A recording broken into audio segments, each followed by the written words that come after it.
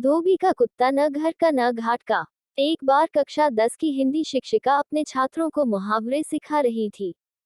तभी कक्षा एक मुहावरे पर आ पहुंची। धोबी का कुत्ता न घर का न घाट का। इसका अर्थ किसी भी छात्र को समझ नहीं आ रहा था।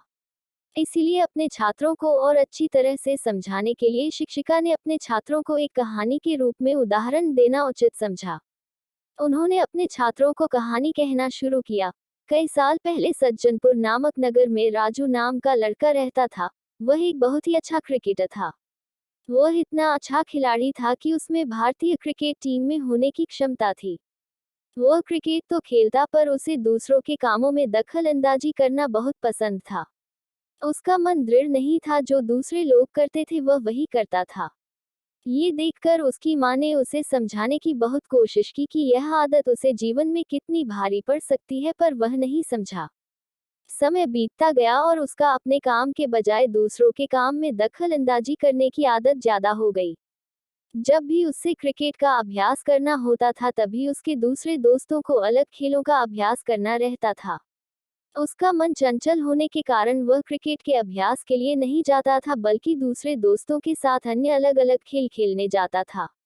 उसकी यह आदत उसको आगे बहुत ही भारी पड़ी। कुछ ही दिनों के बाद नगर में ऐलान किया गया, नगर में सभी खेलों के लिए एक चयन होगा, जिसमें जो भी चुना जाएगा उसे भारत के राष्ट्रीय दल में खेलने को मिल सकता है।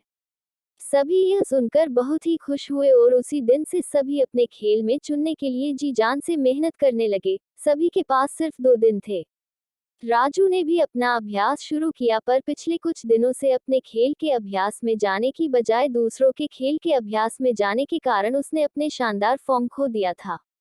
2 दिन के बाद चयन का समय आया। राजू ने खूब कोशिश की, पर अभ्यास की कमी के कारण वह अपना शानदार प्रदर्शन नहीं दिखा पाया और उसका चयन नहीं हुआ।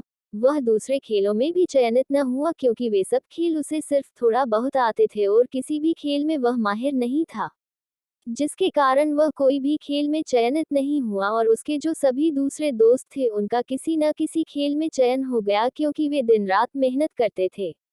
अंत में राजू को अपने सिर पर हाथ रखकर बैठना पड़ा और वह धोबी के कुत्ते की तरह बन गया, जो न घर का होता है न घाट का। इसी तरह इस कहानी के माध्यम से सभी बच्चों को इस मुहावरे का मतलब पता चल गया। शिक्षिका को अपने छात्रों को एक ही संदेश पहुंचाना था कि वे जीवन में जो कुछ भी करे सिर्फ उसी में ध्यान दे और दूसरों से विचलित न हो, वरना वह धोबी के कुत्ते की तरह बन जाएगी, जो न घर का न घाट का होता है।